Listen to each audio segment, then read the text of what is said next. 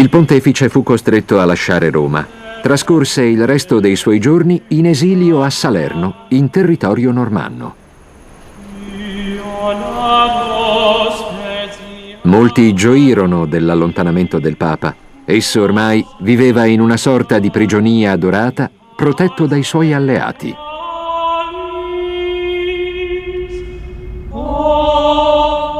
Fino all'ultimo, però, Gregorio conservò un atteggiamento sicuro di sé. Le sue ultime parole furono: «Amai la giustizia, odiai l'iniquità, perciò muoio in esilio». Le sue spoglie non vennero traslate a Roma, in San Pietro. È sepolto nella cattedrale di San Matteo a Salerno. Gli Altavilla, suoi fedeli alleati in vita, sembrano vegliarlo anche nella morte.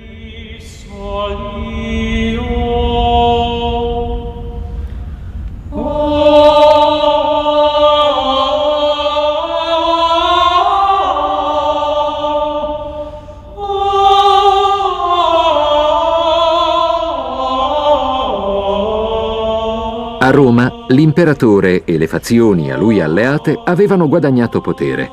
Venne eletto un nuovo papa che inaugurò una politica più conciliante, senza però perdere di vista le riforme. Gregorio VII era morto in esilio, ma il suo impulso rinnovatore era ancora vivo. Il nuovo papa, Urbano II, condivideva gli ideali politici del suo predecessore, ma la sua priorità era un'altra: liberare la Terra Santa dagli infedeli. Durante il concilio di Clermont-Ferrand, egli esortò i fedeli a intraprendere la prima crociata. Fu radunato un esercito molto eterogeneo. Quegli eventi sono tramandati oggi con pittoresche rievocazioni storiche. Il ricordo delle crociate, sanguinosi conflitti di religione, offre l'occasione per celebrazioni folcloristiche. Alcuni sostengono che i primi crociati non furono che avventurieri, mercenari in cerca di gloria e di denaro, da ottenere anche con saccheggi e rapine. Lo spirito d'avventura dei popoli nordici era ancora vivo nei Normanni. Molti partirono verso la Terra Santa. I Normanni diedero un forte impulso allo spirito crociato, ma la loro ferocia suscitò un atteggiamento ostile nei confronti degli occidentali. La diffidenza fra medio orientali ed europei, nata all'epoca delle crociate, può essere attribuita al loro comportamento.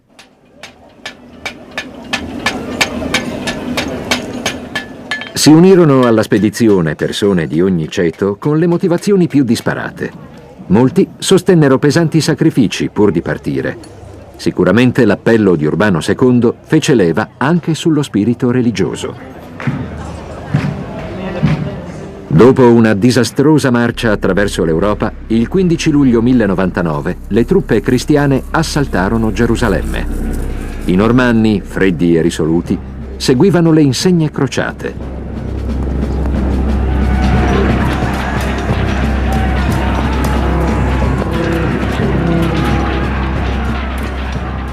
Nella città, l'attacco si trasformò in una carneficina.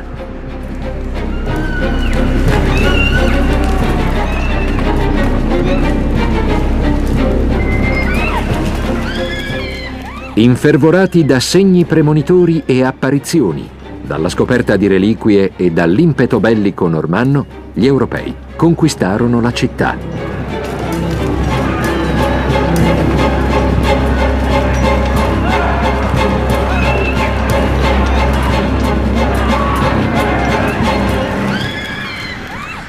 I cavalieri, con i vessilli crociati al vento, fecero strage di musulmani.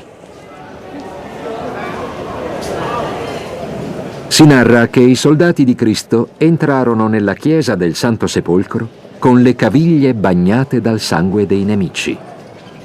Fra lacrime di gioia visitarono la tomba di Cristo, il luogo dove il Signore era risorto. I crociati si fermarono per rendergli grazie. Il pontefice aveva promesso l'indulgenza plenaria a quelli che avessero partecipato alla spedizione. I morti in battaglia sarebbero stati considerati martiri. Gli storici del tempo, ansiosi di celebrare il successo ottenuto dai crociati, narrarono che tutti gli infedeli presenti nella città santa erano stati uccisi.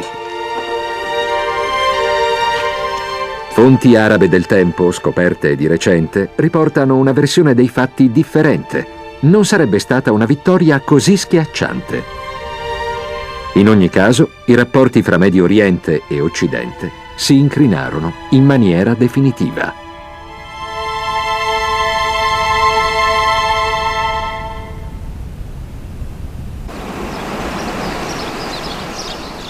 Mentre i normanni erano impegnati nella crociata, altri connazionali completarono la conquista della Sicilia.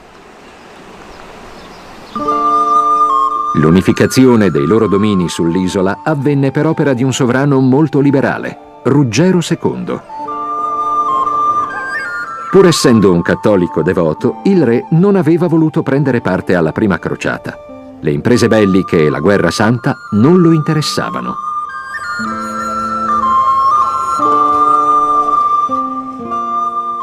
Prediligeva le arti alle discipline militari. Era particolarmente attratto dal mondo orientale e dalla cultura araba.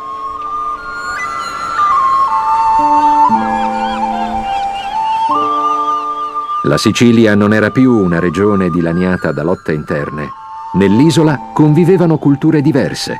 Era una terra prospera e pacifica.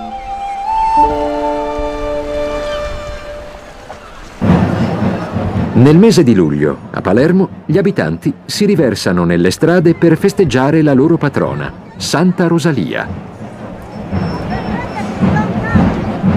Le celebrazioni non sono legate solamente ad una festa religiosa. Rosalia era imparentata con Ruggero II. Queste cerimonie sono un'occasione per ricordare il regno di quel saggio sovrano. La sua non fu una conquista. Egli riorganizzò i propri domini secondo progetti lungimiranti. Sotto di lui, l'architettura normanna conobbe il suo maggior splendore.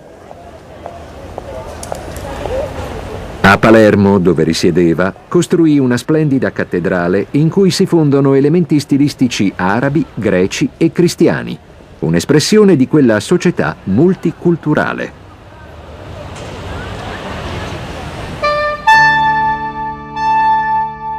Qui, nel giorno di Natale del 1130, Ruggero II venne incoronato re di Sicilia. La folla entusiasta aspettava fuori per acclamarlo. Egli riteneva che Cristo stesso lo avesse investito di questo ruolo. La dinastia degli Altavilla era all'apice del potere.